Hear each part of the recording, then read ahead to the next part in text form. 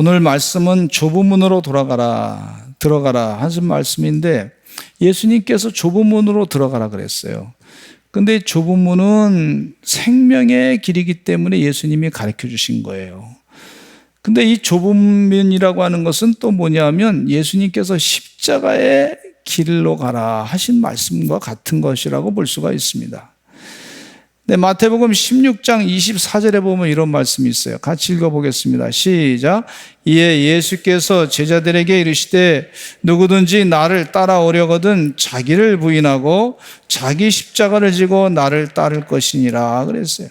이 자기를 부인한다고 하는 얘기는 결국은 주인이 바뀌는 거라고 볼 수가 있는데, 주인이 그전에는 나에서부터 주인이 예수 그리스도로 바뀌는 것이고 하나님으로 바뀌는 것이 바로 주인이 바뀌는 것이 자기 십자가를 지는 것과 같다, 그렇게 볼 수가 있어요. 주의 은혜 가운데 주인이 그전에는 나에서부터 예수님으로 내 주인이 바뀌시기를 간절히 축원합니다. 세상의 쾌락과 세상의 욕망과 세상의 자기 스펙과 자기가 받으려고 하는 영광과 이런 것이 자기 주인된 그런 사람의 모습인데, 이제는 예수님이 내 주인이시다. 따라서 합시다. 예수님이 나의 주인이십니다. 그렇게 주인이 바뀌는 거예요. 주는 그리스도시요 살아계신 하나님의 아들이십니다 하는 말은, 그런 고백은 나의 구세주는, 나를 구원하실 분은 예수님이십니다. 주인이 바뀌는 거예요. 이전에는 내가 나를 구원할 수 있다 이렇게 생각했는데 그것이 아니고 주는 그리스도시요 살아계신 하나님의 아들이십니다 라는 고백은 이제 주인이 내가 아니고 예수님이십니다. 이전에는 내가 나를 구원할 줄 착각했는데 그렇지 않습니다. 주님이 나의 주인이시고 나를 구원해 주시는 분이십니다. 그 주인이 바뀌시는 그런 서산제일감리교 성도들 되시기를 간절히 축원합니다. 그래서 주인이 바뀐 사람은 어떻게 되냐면 자기 십자가를 지고 주님을 따라간다 그랬어요. 좁은 문으로 들어가는 길을 살아가는 줄로 믿습니다. 오늘 좁은 문으로 들어가라고 하는 이유는 예수님께서 분명합니다. 생명을 얻는 길이기 때문에 그래요.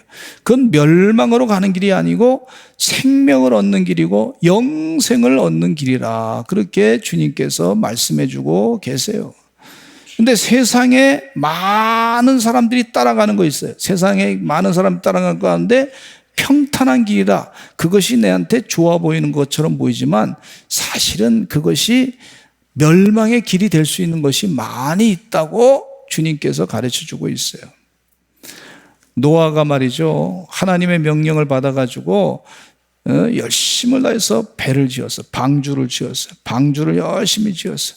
세상 사람들이 봤을 때 무시했습니다. 아유, 이렇게 좋은 세상에 나와서 실컷 놀고 가지, 아주 그냥 자식들 고생시키고 가족들 고생시키고 뭐 이렇게 방주를 짓느냐, 그것도 산에다가 방주를 짓느냐 막 비아냥거렸어요. 그런데 하나님이 심판하시기를, 그 인간의 죄에 대해서 심판하실 때 방주에 탔던 노아와 그의 가족들은 구원을 얻었지만 그 외 모든 사람들은 다 물속에 빠져 죽고 만 것을 볼 수가 있어요. 주의 은혜 가운데 좁은 문으로 들어가라고 주님께서 말씀하실 때 그 이유가 있습니다. 오늘 산상수훈의 말씀을 통해서 생명의 길, 영생의 길로 가는 은혜, 이 귀한 생명길, 그 길을 우리가 같이 좁은 문으로 들어가는 그런 심정으로, 자기 십자가를 지는 심정으로 오늘 말씀을 들으시기를 간절히 축원합니다. 첫째는요, 하늘에 계신 아버지께 영광을 돌리는 거예요. 하늘에 계신 아버지께 영광. 마태복음 5장 13절로 16절 말씀, 오늘 산상수훈의 말씀 가운데 이 좁은 문으로 들어가라, 자기 십자가를 지고 나를 따라고 하신 말씀 가운데, 산상수훈의 내용 가운데 마태복음 5장에 보면은요, 하나님 아버지께 영광을 돌리는 생활을 소개하고 있어요. 이전에는 내가 영광 받으려고 애썼던 그런 생활인데 이제부터는 내가 하나님께 영광을 돌리겠다 하는 거예요. 근데 예수님께서 하신 말씀 가운데 너희는 세상의 빛이요 소금이다 그래서 한번 따라서 하실까요? 너희는 세상의 빛이요 소금이다. 빛과 소금의 역할을 감당한다. 그렇게 말씀해 주고 있어요. 어둠의 세상 가운데 빛의 역할을 감당하고 이 세상에 맛이 없는 그런 세상 가운데 소금의 역할을 감당해서 세상에 맛을 내는 그런 존재라 그랬어요.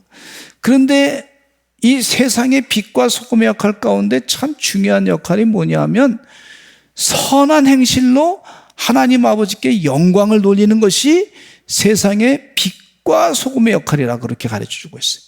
그러니까 선한 행실, 주의 은혜 가운데 선한 행실이 뭐냐면 내가 내 개념, 인간적인 개념을 가지고 있는 선한 개념이라기보다도 성경 말씀에 나와 있는 선한 행실에 대해서 분명하게 성경 말씀에 가르쳐주고 있는데 그 선한 행실 가운데 핵심이 뭐냐면 죄에서부터 멀리 떨어진 생활하는 것이 선한 행실을 하는 것이다. 그렇게 볼 수가 있어요. 근데 죄가 뭐냐? 로마서 1장에 사도 바울이 성령 충만해가지고 죄가 무엇인지 분명히 하나님께서 구분하시고 가르쳐 주셨어요. 여러분 성령 충만한 사람은요, 성령 충만하면 죄가 무엇인지 하나님이 가르쳐 주십니다. 하나님의 영으로 이전에는 죄가 뭔지 몰랐는데 이제는 죄가 뭔지 성령님께서 깨우쳐 주신단 말이에요. 근데 이 로마서 1장 말씀에 보니까 성령 충만 가운데 이 죄에 대해서 언급하고 있는데 마귀가 원하는 죄악된 행동을 하지 않는 것을 말하고 있는, 우리가 행동을 살아야 되는 것이 바로 빛과 소금의 역할을 감당하고 선한 행실을 감당하는 것이죠. 그런데 이 육신의 정욕을 피하는 것이 바로 우리가 해야 될 일인 줄로 믿습니다. 이 로마서 1장의 죄에 대해서 언급하고 있는데 동성애를 금하고 있습니다. 이 동성애는 마음에 하나님 두기를 싫어하는 것으로 나온 결과입니다. 모든 불의, 추악, 탐욕, 악의가 가득한 자고 시기, 살인, 분쟁, 사기, 악독이 가득한 자고 수군수군하는 자고 비방하는 자고 교만한 자, 이것이 바로 죄악된 모습이다. 이 죄악에서부터 멀리 떨어져서 선한 행실을 감당하는 사람이 바로 빛과 소금의 역할을 감당하는 것이다. 그렇게 주님께서 자세하게 명확하게 가르쳐주고 계시는 줄로 믿습니다. 그러니까 우리 힘으로 이게 할 수 있는 게 아니란 말이에요. 기도하실 때 주님 도와주셔서 주의 능력으로 내가 세상의 빛과 소금 역할을 감당하기를 원합니다. 그러면서 기도하시기를 간절히 축원합니다. 그러면 주님께서 힘을 주셔가지고 빛과 소금의 역할을 감당하게 하시는 줄로 믿습니다. 많은 구약의 예언자들이요 순교를 당했어. 왜 순교를 당했냐면, 고난을 당했냐면 이게 하나님의 뜻이 아닙니다. 선한 행실을 감당하고 빛과 소금의 역할을 감당하기 위해서 하나님의 뜻대로 행하셔야 될 줄로 믿습니다. 그랬더니 이 죄악 가운데 빠진 사람들이 듣기 싫다 해가지고 그 사람들을, 이 예언자들과 그 선지자들을 갖다가 감옥에 넣고 죽이기도 하고 막 그냥 순교를 당하게 했던 걸 볼 수가 있어요. 그럼에도 불구하고 하나님의 뜻이 이겁니다. 하나님의 뜻대로 살아야 됩니다. 그랬더니 말이죠, 나중에 역사가 지나고 난 다음에 하나님의 심판을 받아서 이스라엘 백성들이 고난을 많이 당하고 난 다음에 우리가 잘못했구나 깨닫고, 그때 하나님의 뜻대로 말씀을 전한 그런 예언자들이 참 귀하구나. 그래서 그것을, 그 말씀, 예언의 말씀을 기록을 해가지고 후손들에게 잘 알려줬던 걸 볼 수가 있어요.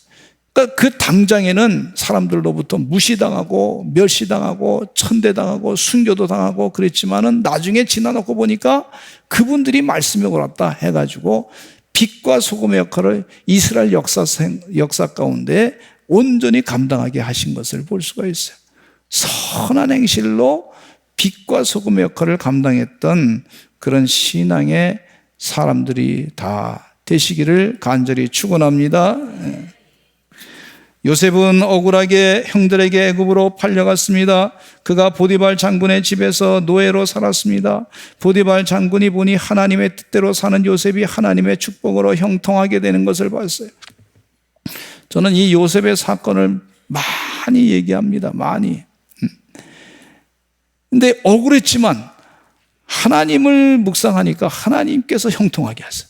따라서 합시다. 형통의 복을 주세요. 하나님의 뜻대로 사는데 그 하나님이 형통하게 하셨단 말이에요. 억울하게 그가 뭐 잘못한 게 하나도 없어요.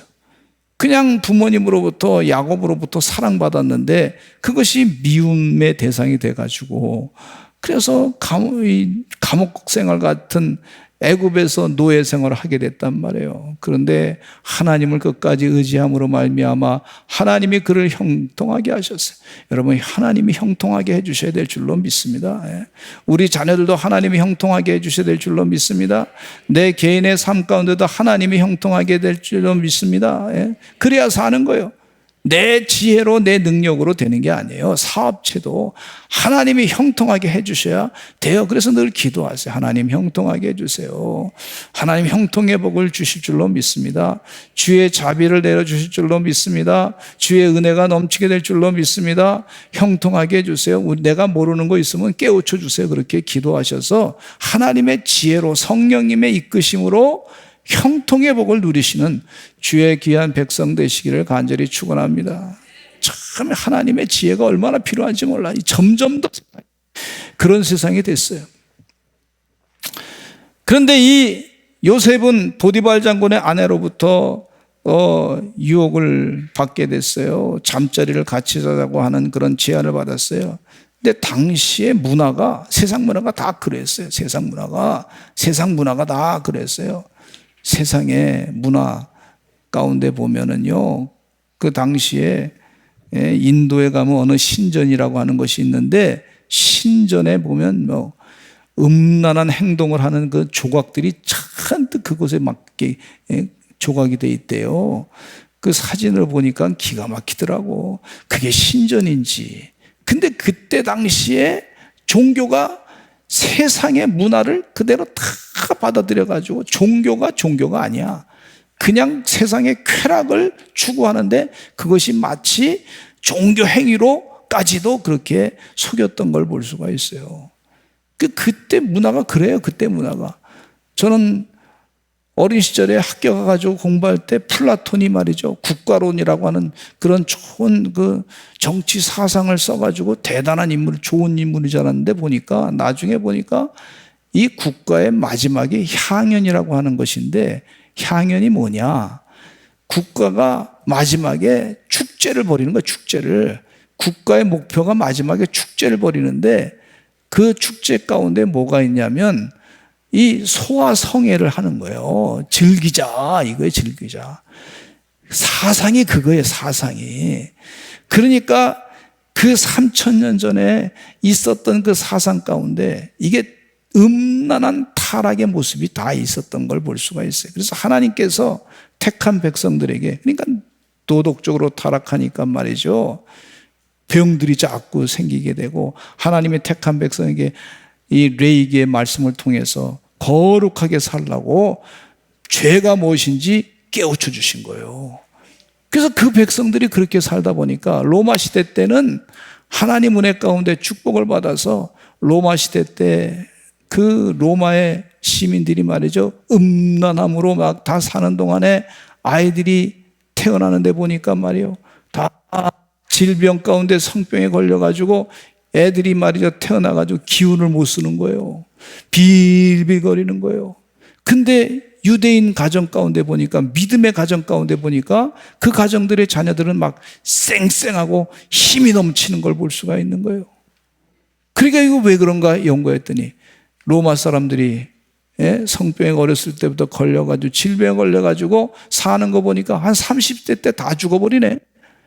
그러니 로마에는 희망이 없는 거예요. 근데 믿음의 가정 가운데는 하나님의 뜻대로 경건하게 사니까, 그래서 자녀를 잘 믿음으로 키우니까 이게 되는구나 해가지고 로마의 고관 대작들이 말이죠, 믿음의 그 여성들과 결혼을 해서 자녀를 잘 낳으려고 했던 걸 볼 수가 있어요. 그래서 그 여인들이 결혼해가지고 고관들과 결혼해가지고 말이죠.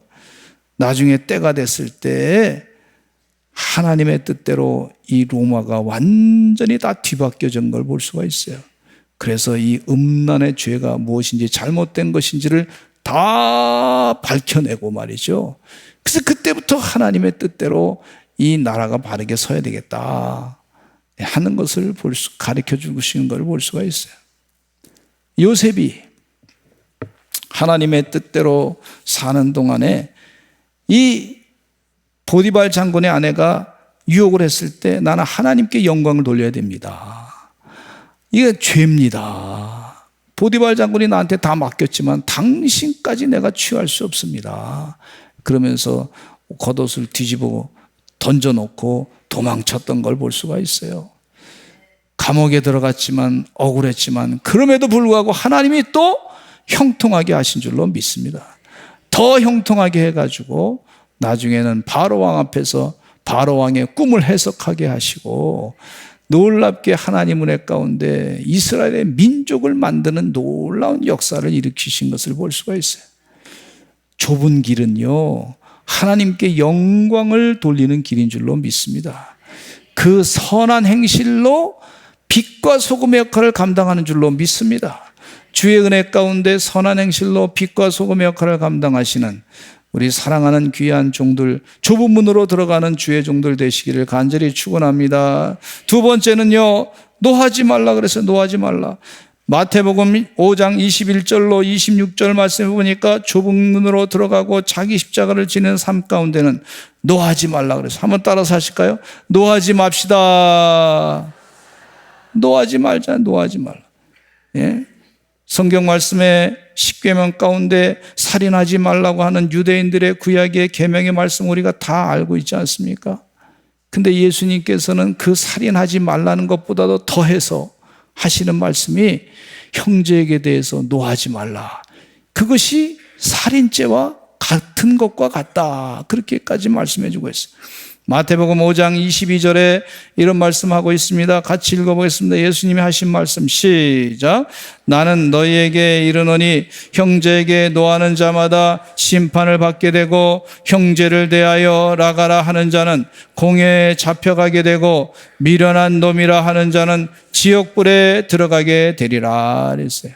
형제에게 노하는 자마다 심판을 받게 될 것이다. 형제를 대하여 아주 욕설을 나가라 하는 것은 욕설을 퍼붓는 것이라고 볼 수 있는데 욕설을 퍼붓는 자는 공회에 잡혀가게 될 것이다. 미련한 놈이라 하는 자는 지옥불에 들어갈 것이다. 이렇게까지 말씀하고 있어요. 이야, 예수님이 하신 말씀이에요. 제가 서울에서 목회하는 동안에 어떤 분이 갑자기 몸이 아프다고 하는 얘기, 심각한 병에 걸렸다고 그러시더라고. 근데 그분을 제가 모르는 분이 아니에요.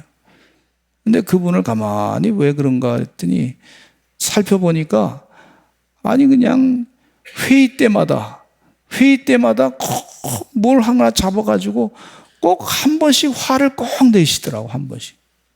그게 습관이야, 습관. 근데 왜 그런가 그랬더니 그때 그분이 몸이 아파서 그랬었구나. 몸이 벌써 이상 증세가 있어가지고 그때부터 조금만 불편한 게 있으면 화를 자꾸 내가지고 그래서 그분은 그것이 자기의 무슨 상당한 무슨 대단한 의견인 줄 알았는데 가만히 보니까 그냥 평범한 얘기도 그냥 화내듯이 얘기를 하더라고요. 화내듯이. 이게요. 그래서 그걸 생각하면서 이게 화내는 게 이게 노하는 게 주님이 하신 말씀이 정확합니다. 노하면 그게 불편한 거예요. 그 몸 가운데. 그러니까 몸이 불편한데 또 화를 내니까 더 불편하게 되는 거예요. 예? 주의 은혜 가운데 이 십자가를 지고 좁은 문으로 들어가는 데 가운데 노하지 말라. 자꾸 노하지 말라. 그랬어요. 그랬더니 제가 설교를 이렇게 했더니 아내가 어제도 노했고 나한테 그러더라고. 그저께도 노했고 저저께도 노했고 얼마나 기억을 잘하는지 몰라. 대단해. 좀 잊어버렸으면 좋겠어요. 예. 그래서 그 얘기 들으니까 나도 화내지 말아야 되겠다. 예? 자꾸 내화하지 말아야겠다. 누구한테 대해서 비난하는 얘기하지 말아야 되겠다. 이런 생각을 갖습니다. 내가 약점이 있구나. 부족한 게 있구나. 그렇게 깨닫게 됩니다. 또 말씀 가운데 예수님이 하신 말씀 가운데 우리에게 십자가를 지라고 하는 내용 가운데 좁은 문으로 들어가는 내용 가운데 성전에 와서 예물을 드리다가 형제에게 원망을 들을 만한 일이 생각나거든 예물을 제단 앞에 두고 먼저 가서 형제와 화목하고 그에 와서 예물을 드리라 그랬어요. 화목을 하라 그렇게 가르쳐주고 있어요. 상처받은 사람들이 참 많습니다. 근데 상처받은 사람이 많은데 이 상처를 또 다른 사람에게 주는 그런 사람들은 본인이 자신이 모르는 경우가 많이 있어요. 그러니까 내가 노하지 말고 사는 사람에게 상처를 주지 말아야 되겠다. 그러시기를 간절히 바랍니다. 근데 사람들이 일반적으로 보면 상처받은 거는 오래 기억하더라고. 그 장경도 목사님 설교를 듣다 보니까 참 은혜가 돼요. 뭐라 그러냐면 이런 말씀 하시더라고. 예? 좀 속상하고 기분 나쁜 거는 물에다 새기고 물에다 새기라 그랬어요. 물이 새긴 거 잠깐 새겼다 그냥 없어지잖아요. 근데 상대방이 나한테 잘해줬던 것은 돌에다 새기라 돌에다가. 근데 사람들이 대체적으로 이게 바뀌어서 한다는 거예요. 바뀌어서. 상대방이 나한테 기분 나쁘게 했던 것은 돌에다 새긴대. 돌에다. 계속 기억한다는 거예요. 근데 상대방이 나한테 잘해줬던 것은 물에다 새겨가지고 금방 잊어버린다는 거예요. 이게 바뀌어지라는 거예요. 바뀌어지라는 거예요. 예. 나한테 잘해준 것은 돌에다 새겨야 될 줄로 믿습니다. 나한테 잘못해준 것은 물에다 새겨가지고 물과 같이 없애버리시기를 간절히 축원합니다. 그러면 노하는 게 줄어들어요. 그렇잖아요. 그러면 우리 주님께서 말씀하신 대로 좁은 문으로 들어가고 십자가를 지고 생명길로 살아가게 되는 줄로 믿습니다. 예. 상처를 받으신 분들이 많이 있는데 예레미야 3장 58절로 59절에 보면 이런 말씀이 있어요. 예레미야 예언자가 기도하면서 하신 말씀이에요. 참 이 말씀 보면서 은혜를 받습니다. 같이 읽어보겠습니다. 시작. 주여 주께서 내 심령의 원통함을 풀어주셨고 내 생명을 속량하셨나이다. 여호와여 나의 억울함을 보셨사오니 나를 위하여 원통함을 풀어주옵소서. 하나님 나를 위하여 원통함을 풀어주옵소서. 저도 목회하다 보니까 참 무시당할 때가 있고 속상할 때가 있고 좀 원통할 때가 있어요. 그런데 하나님께 기도 많이 하니까 하나님이 다 풀어주시더라고. 갚아주시더라고. 제가 어렸을 때 우리 자녀들 어렸을 때 키울 때 보니까 장난감이 하나니까 말이죠. 둘이 서로 내 거라고 싸워. 근데 한 사람이 져가지고 말이죠. 막 억울하고 막 그냥 속상해. 그러면 제 아버지 마음 가운데 부모 마음 가운데 제가 마음이 원통하겠다 생각해가지고 그 다음에 장난감을 사주는데 더 큰 걸 갖다 사줘요. 그런 마음이 있더라고. 그래서 억울함을 풀게 하는 그런 제 마음이 또 있더라고. 근데 하나님도 그러시다가 그렇게 믿습니다. 할렐루야.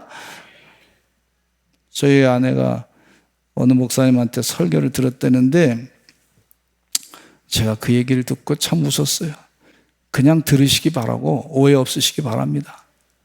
어느 분이 말이죠. 농사를 졌는데 사과 농사를 잘 졌어. 근데 사과 농사를 졌는데 사과가 왜 좀 떨어진 거 있잖아요. 뭐 떨어진 것들이 있어. 사과가 떨어진 거. 상품 가치가 없는 것들 좀 그런 것들이 막 떨어졌는데 그거를 이분이 말이죠. 그래도 팔 건 팔고 목사님 생각해가지고 그 사과를 주섬주섬 모아가지고 떨어진 걸 주워서 갖다 목사님께 드렸어요. 이 목사님 바꿔서 얼마나 좋은지 말이죠. 너무너무 좋아가지고 하나님 축복하셔서 이 사과 같은 좋은 것들이 많이 생기게 해 주시옵소서 그렇게 기도했다는 거예요. 그래서 그 다음에 막 떨어지는 사과가 잔뜩 열렸다는 거예요. 들을 게 있으신 분은 들으시기 바란다는 거예요. 집에서 그냥 들으세요. 혹시 속상해하지 마시고 그냥 들으시기 바랍니다. 그래서 노할 거 없어. 노할 거 없어. 하나님이 다 갚아주시고. 아멘. 하나님께 기도하셔서 하나님이 갚아주시는 은혜가 있습니다. 억울함을 토로하실 때 하나님이 갚아주셔요. 더 큰 것으로 갚아주세요. 네, 아멘. 세 번째, 음욕을 품지 말라 그랬어요. 마태복음 5장 27절로 32절에 보니까 십계명 중에 간음하지 말라고 하신 말씀이 있는데 예수님은 여기에 더해서 음욕을 품지 말라 그랬어요. 음욕 품지 말라. 근데 저도 이 말씀을 보면서 많이 찔릴 때가 있더라고. 남자로 태어났는데 이쁜 여자 보면 이상하게 갑자기 고개가 돌아갈 때가 있더라고. 목이 이렇게 돌아가. 세상에 제가 아내하고도 결혼해서도 사는데 말이죠. 차 운전하고 할 때 보니까 목이 그쪽으로 돌아가는데 아내가 촉이 굉장히 빨라. 그래서 어디 쳐다봐. 그래서 아내가 무서울 때가 많아요. 그래서 근데 이 사람이 남자가 이 이쁜 여자 보면 목이 돌아가게 돼 있어요. 근데 문제는 뭐냐면 음욕을 계속 품는 게 문제예요. 품어. 그 여자 보면 그 다음에 생각나면 안 돼요. 그래서 하나님께 하나님 이 음욕을 품지 않게 주시옵소서 기도해요. 그러면 다 사라지게 되는 것을 볼 수가 있는데 다윗이 심각한 문제가 빠졌는 게 뭐냐면 우리아의 아내가 밧세바가 목욕을 했단 말이에요. 목욕을 했더니 그것을 바라보는 순간에 마음 가운데 음욕이 생겼어. 사람이 그렇잖아요. 음욕이 생겨가지고 음욕을 품었어. 그 품어서 어떻게 했냐면 그 여인이 이름이 뭐냐, 누구냐 물어봐. 왜 물어봐? 물어볼 필요가 없어. 묻지 마. 묻지 마. 근데 물어봤어. 왜? 음욕을 품었기 때문에. 그리고 나서 여자를 또 집으로 데려오라 그랬어요. 궁정으로 데려오라 했어요. 그리고 나서 아이가 생겼는데 말이죠. 그것 때문에 우리아 장수 충신을 차도살인 죽이게 되고 살인죄를 짓게 되고 이스라엘 백성들이 큰 어려움을 겪게 된 걸 볼 수가 있어요. 음욕을 품지 마시는 하나님의 종들이 되시기를 간절히 축원합니다. 잠언서 5장 3절로 5절 말씀해 보면 이런 말씀이 있어요. 시작. 대저 음녀의 입술은 꿀을 떨어뜨리며 그의 입은 기름보다 미끄러우나 나중은 쑥같이 쓰고 두 날 가진 칼같이 날카로우며 그의 발은 사지로 내려가니 그의 걸음은 스월로 나아가나니 나중은 쑥같이 쓰게 될 것이고 두 날 가진 칼같이 날카롭게 될 것이다. 그의 입이 그렇게 바뀐다는 거예요. 아시고 하나님 말씀이 맞아요. 그리고 삼손이 얼마나 큰 실수를 했습니까? 음란의 큰 실수 때문에 성경 말씀대로 그대로 인생이 망가지게 됐는데 음료로 말미암아 사람이 한 조각 떡만 남게 되겠다. 한 조각 떡만 남게 됐다 그랬어요. 사람이 없고 한 조각 떡밖에 안 남았다 말이지. 그 참 비참한 인생의 결과를 낳게 된다 하는 것을 말씀해 주고 있어요. 생명길로 가지 아니하고 멸망길로 갈 수밖에 없는 위험한 지경에 이르게 되는 것을 우리 주님께서 아시고 좁은 문으로 들어가라. 자기 십자가를 지고 나를 따르라. 생명길로 가라. 그렇게 말씀해 주고 있어요. 그리고 네 번째, 도무지 맹세하지 말라 그랬습니다. 맹세는요, 사람이 내가 다 할 거야, 지킬 거야. 이거 사람이 다 감당 못 합니다. 하나님이 그 조건과 상황을 만들어줘야 감당할 수 있는 거지. 그러니 교만하지 말고 하나님의 뜻대로 함부로 맹세하지 아니하시고 하나님 은혜 가운데 겸손함으로 주의 일을 감당하시기를 간절히 축원합니다. 다섯 번째, 악한 자를 대적하지 말라 그랬고 여섯째는 원수를 사랑하라 그랬어요. 주의 은혜 가운데 악한 자를 대적하지 말고 주의 은혜 가운데 그의 필요한 것을 공급해 주고 사랑하는 하나님의 종들이 돼야 될 줄로 믿습니다. 그렇다고 사랑한다 그래서 원수를 사랑한다 그래서 마귀까지 사랑하지는 할 필요는 없어요. 마귀, 죄까지 사랑할 필요는 없어요. 예수님도 마귀를 물리치셨지. 마귀의 죄악된 것을 물리치셨지. 마귀까지 사랑할 이유는 없는 줄로 믿습니다. 마태복음 5장 43절로 44절에 이런 말씀이 있어요. 시작. 또 내 이웃을 사랑하고 내 원수를 미워하라 하였다는 것을 너희가 들었으나 나는 너희에게 이르노니 너희 원수를 사랑하며 너희를 박해하는 자를 위하여 기도하라. 박해하는 자를 위해서 기도하면 하나님께서 멸망길에서부터 건짐받게 하시고 영생의 길로 살게 하시는 줄로 믿습니다. 찬양 가운데 이런 찬양이 있어요. 낮엔 해처럼 밤엔 달처럼 그렇게 살 순 없을까. 욕심도 없이 얻은 세상 비추어 온전히 남을 위해 살듯이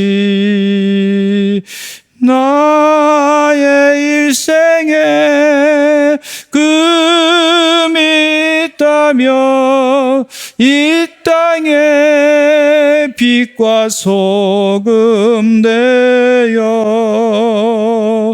가난한 영혼 지친 영혼을 주님께 인도하고픈데